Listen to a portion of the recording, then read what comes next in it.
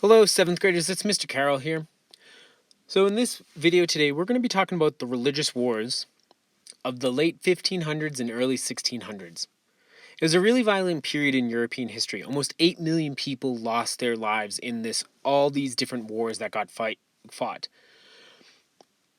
They were being fought because Protestants and Catholics were fighting over who had the power to govern, all right, and who was allowed to enforce those religions.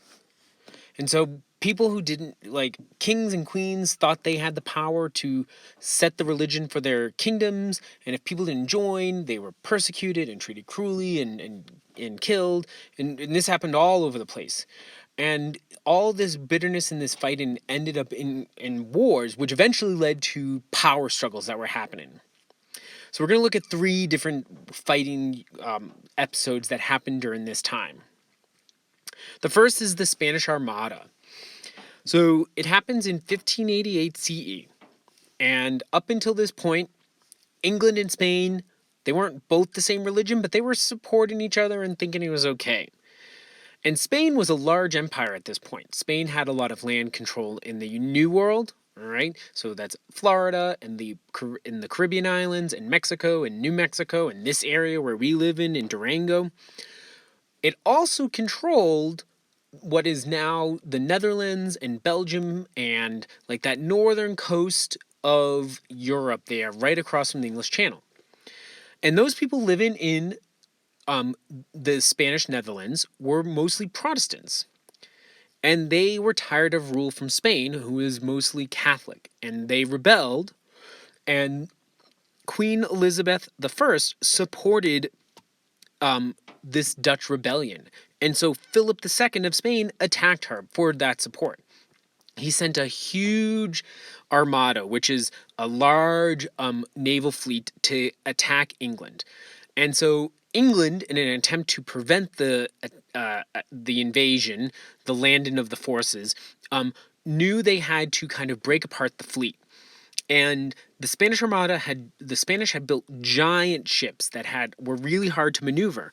And the English waited until the Spanish came into the narrow English channel and used their smaller ships, which were easier to kind of maneuver, to kind of outmaneuver and therefore outgun the Spanish Armada. And this kind of forced them to break apart because the Spanish Armada's strength was in unity. And because they were being kind of forced to fight on their own against a bunch of smaller English ships, they didn't have as much strength. And they kind of broke apart and they had to retreat. And then a giant storm happened.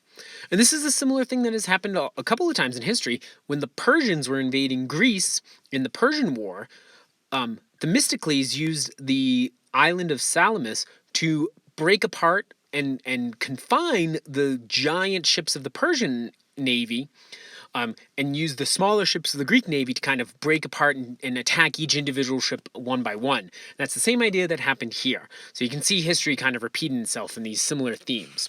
But it allowed the English throne to be saved, and so Queen Elizabeth I continued to be the head of the English Church, and it allowed the Anglicans to kind of continue to rule. So the next war we're going to talk about is actually a series of revolts and internal fighting happening in France. It's known generally as the French War of Religion, and it happens between 1562 and 1598 CE. So the Huguenots, which were noblemen in France who were believing in Calvinism, so they're Calvinists, were fighting against the king, who was Catholic. And the Huguenots wanted to have more power, and they also wanted the ability to practice their own religions. They thought that with a weak king, they would be able to then practice their own religion. And so it starts with like fits and stops. And so one king, King Henry II, allowed he was trying to get his government to be strong and centralized, and the Huguenots kept fighting against it. And when he died, and then his son Francis died, like the year after he died, it kind of threw everything into turmoil. Because Francis II died so soon, the younger brother of Francis, Charles, became king, but he was only 10 years old. So his mother, Catherine de' Medici, ruled.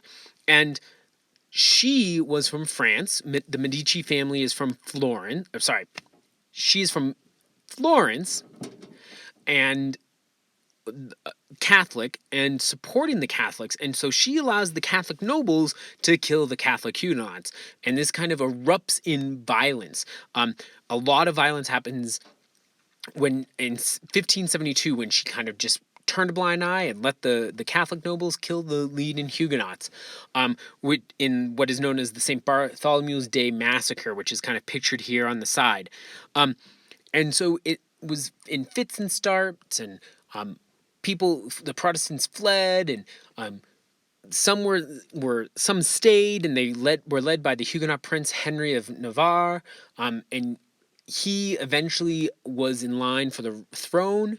And when Henry became king in 1589, he became Henry IV of France. He wanted to gain loyalty of the people, and so he became Catholic. But he also was tired of the fighting, and so he caused a bunch of people to come together in the city of Nantes, and eventually issued the Edict of Nantes, which said that Catholicism was going to be the state religion, and that made a lot of the peasants and the Catholic nobles happy. But freedom of religion was allowed, and so the Calvinists, the Huguenots, were able to worship on their own, whatever religion they wanted, and nobody had to fight about it anymore. And probably the last and the most violent war was the 30 Years' War, which conveniently does last 30 years, unlike the 100 Years' War, which lasted more than 100 years. It begins with the defenestration of Prague, which has one of my favorite words, defenestration, in it. It's literally de fenestra, which is out of the window in Latin. But it was the royal governors in the province of Bohemia, which is in part of the Holy Roman Empire, were thrown out of the window by Protestant nobles.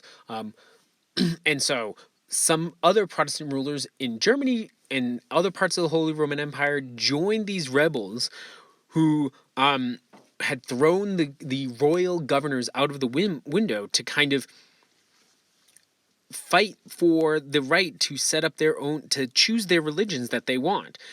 And that's what this war ends up fighting about. It starts off as like who gets to decide what religion is being worshipped, but in the end, it gets being fought for territory and wealth and power that comes with it. It's also a more broadly fought war in Europe. So Sweden and Denmark end up supporting the Protestants in this war in Bohemia.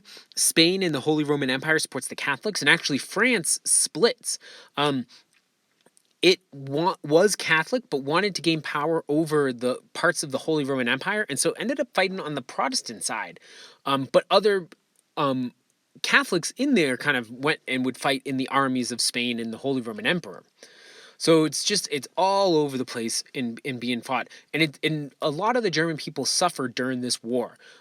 One city official writes about the effects of fighting in the German city of Magdeburg was this. It's from Otto von Guericke's diary. Thus, in a single day, this noble and famous city, the pride of the whole country, went up in fire and smoke. The remnant of its citizens, with their wives and children, were taken prisoner and driven away by the enemy with a noise of weeping and wailing that could be heard from afar. And so you have to imagine that's happening a lot over this 30-year time period. Starting in 1643, the Holy Roman Empire realizes this is going to rip apart his empire and destroy everything. And so he's starting to ask for peace. And in the 5 years between 1643 and 1648, the war nations come up with a bunch of different peace treaties that all kind of culminate in the Peace of Westphalia, which basically it ends the conflict. And it says princes or kings have the right to set the religion of their area, but they do not have the right to force people to worship that religion. Okay? And so the freedom of religion is kind of guaranteed now in Europe. And this ends most of the warring over the Protestants and the Catholics at this time period. After that, it kind of moves to other things that they're fighting over. Don't worry, Europe's still going to fight a lot, but it changes what they're fighting over. The 30 Years' War ends up weakening Spain and the Holy Roman Empire, which has an effect that Spain then in turn goes to its colonies in the New World and tries to extract more money from them, more silver and more gold, which then in turn causes more slavery to occur. So there's some negative outcomes of this war. But France ends up emerging as a stronger nation, and we're going to see in the next couple of centuries France kind of growing in power. All right. So that's it for today on the religious wars, and kind of giving us a quick summary of all of them that happened. If you have any questions, feel free to email me or leave them below in the comments. And stay safe, and I hope you're doing well.